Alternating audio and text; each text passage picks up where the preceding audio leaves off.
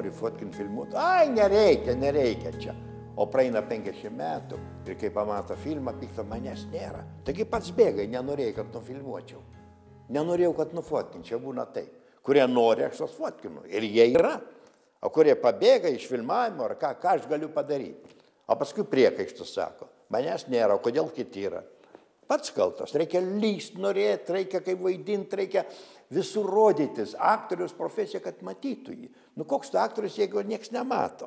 Suprantat, nemato tavęs, kitas režisierius atvažiuoja, irgi nemato, ir taip 10 metų be darbo prasėdė. 1965 metais administracinis teatro skyrius bei repeticijų salė buvo įkurdinti Liudo Giros 41, dabar Vilniaus gatvė. Dekoracijų sandėliai išblaškyti po visą miestą. Jaunimo teatro spektakliai vyko profsąjungų kultūros rūmuose. Sceną teatras gaudavo 9 dienas per mėnesį, vaidindavo tik savaitgaliais. Iš planuotų 320 metinių spektaklių čia suvaidinti tik 104. Planus vykdyti tekdavo išvykomis ir gastrolėmis. Per 10 metų šioje 1000 vietų salėje buvo suvaidinta 1040 spektaklių. 1965 metais naują teatro gyvenimą pradėjo jaunimo teatro įkūrėja, vyriausioji režisierė Aurelija Ragauskaitė, teatro direktorius Jonas Dižerėkis, dailininkas scenografas Igoris Ivanovas, kompozitorius Feliksas Bajoras ir literatūros skyriaus vedėja Gražina Maleckaitė. Pradėjau pirmą kiną daryti, ne kiną daryti, pradėjau nuo foto. Nusipirkau smieną, kadangi nusibodo prašyti, kad mano sūnų kas nufotkintų. Galvoju, pats pradėsiu. Pradėjau fotografuoti sūnų, paskui teatre dar Klaipėdoje kaip dirbau, truputį repeticijų, aktorių pafotografuodavau. O paskui važiavau čia į jaunimo teatrą iš Klaipėdos, kad važiavau. Tai, o mano draugas, buvęs kursiokas, baigęs Maskvoje kino režisūrą, buvo Algis Mačiulis. Jis buvo baigęs Algis Mačiulis, mokslus Maskvoje ir tuo metu jis buvo kino mėgėjų pirmininkas. Ir sako, o mes 700 metais turim važiuoti į festivalį su Skopeno klastom, Taline vyko festivalis. Nu, sako, klausyk, tokie istoriniai įvykiai nieks nefilmuoja. Sako, tai ką aš dar nemoku, aš tik fotografuoti moku. Sako, im kamerą Admira, kuri be fokusų reikia atspėti atstumą, dar ne veidrodinė buvo. Skolinam tau kamerą, mane pamokė kaip filmuoti ir išvažiavam ir aš ten filmavau. Ir gabaliukų spektaklių, ir tų pasisakymų, konferencijų. Daug kas išėjo pro šalį, ne viskas fokuse buvo, reiškia, ryškume, kadangi ne veidrodinė kamera Admira. Reiškia, bet daug kas išėjo nuo to, o paskui įsikrečiau. 1967 metais, vasario 25 dieną, įvyko prancūzų dramaturgo Žano Anujo spektaklio Žana premjera. Režisūra, dekoracijos, kostiumai dailininko scenografo Igorio Ivanovo. Žanos vaidmenį atliko aktorė Elvyra Žebertavičiūtė. Suvaidinta 305 spektakliai. Mūsų dailininko Ivanovo režisuota Žana Anujo spektaklis. Jis buvo pastatytas tokia įdomia maniera. Pagrindinis dalykas buvo kreipiamas į minties perdavimą, ne kokią nors išorinę vaidybą. Ir Ivanovas reikalavo grinai intonacinio minties tikslumo perteikimo. Ir visi aktoriai, aš nevaidinau tenai pagrindinių tų vaidmenų, tik tai buvau masuotėje ir stebėjau visus aktorius, kaip jie vaidina iš tolo, iš šono. Na ir tas vaidybos stilius, jisai toks buvo, pasakyčiau, toks, na kaip juvelyro darbas, lyg jis būtų puikiai išgraviravęs ir sukūręs kažkokią tokį, na, meninį, kokį nors kūrinį, tokį juvelyrinį, pasakyčiau net. Ir atsimenu, po peržiūros bėgo vienas iš poetų, aš neprisimenu, kas ten buvo, į aptarimą, jo rankos nedrebėjęs, buvo taip susižavėjęs, sakė, aukščiausio lygio, europinio lygio spektaklis Žana buvo. Jeigu būtų laida, būtų vienaip, ne?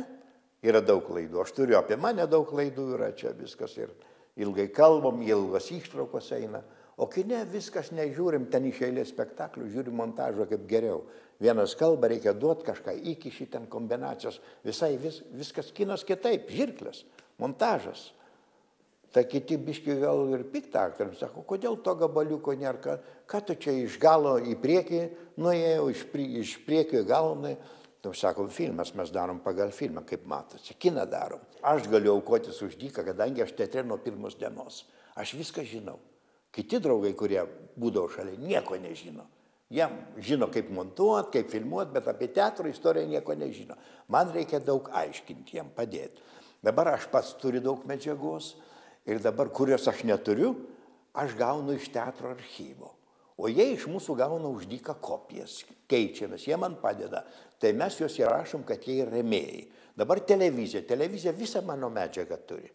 Visą medžiagą 16 į Betakamą persivedė ir mes susitarėm.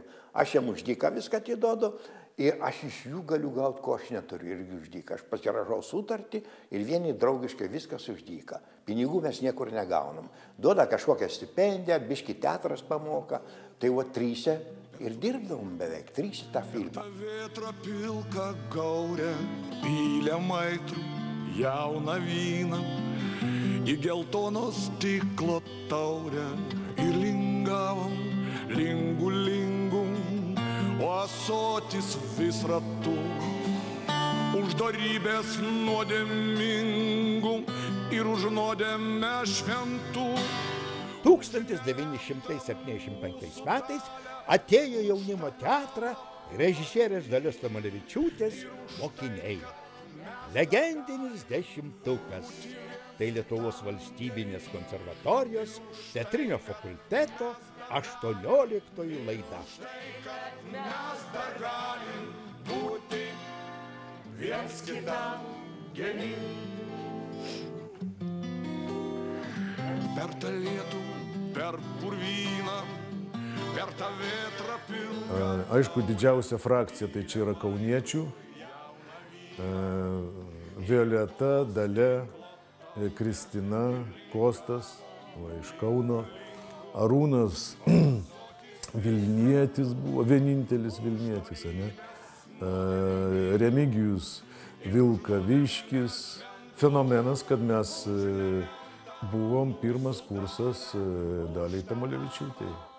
Ir jos irgi tik neseniai baigusi, dabar važiuoju, jinai visiškai beveik nesiskiria nuo mūsų. Žinoma, patenkintas, už tą, kad esi neprofesionalas, esi aktorius, kino mėgėjas, kaip sakant, doras kino mėgėjas, kai Žebriūnas sako, kino mėgėjim geriau, jie gali daryti, ką nori. O mūsų cenzūros prie tarybų valdžios jos viską podavom. Mes didesnės laisvės turėjom. Kino mėgėjas, o filmau porą kino mėgėjiškų filmų esu padaręs. O paskui man nuo to ir užėjo, kad sakau, reikia kažką daryti. Ir pačiam įdomiau. Vien vaidint nusibosta. Jau 80 metų man toj bus, šitiek metų privaidinęs jau kažkur režisuot būti įdomiau, kažką kitą daryti. Jau kiek neįdomu. Arba turi būti toks vaidmuo, kad nevaidinęs, kad įdomu būtų. Tokio pilna, prisivaidinęs virš 100 vaidmenų viską. O va čia archyvam. Naktimis, kai sapnuoja, prisapnuoja visokių režisūrinių pastatymų, visokių gerų filmų, visokių dalykų. Prisisapnuoja, bet neturi galios. Jeigu daleiskim išloštum tą vikingą milijonus, gali daryti pats filmą. Įsivaizduoti, išlošė 300 milijonų. Jokių problemų. Viskas, amen. Ką nori darai pats režisuot, gali samdyti operatorius, gali viską, gali apmokėti. Valstybė špygą duoda, valstybė nieko neduoda. Ką padarysi, taip yra. Kaip yra, reikia sakyti. Labai norėčiau pasakyti, kad gerai labai, bet kad taip nėra. Su finansiniai blogai stovi. Menas. Ir čia neaišku, perspektyva neaišku, daug dievė, kad būtų gerai. Galvojam, gal pasitaisys. Gal Lietuvoje kokią naftą atrasim ar ką, ar kokias dujas atrasim, gal bus pigiau. Thank you.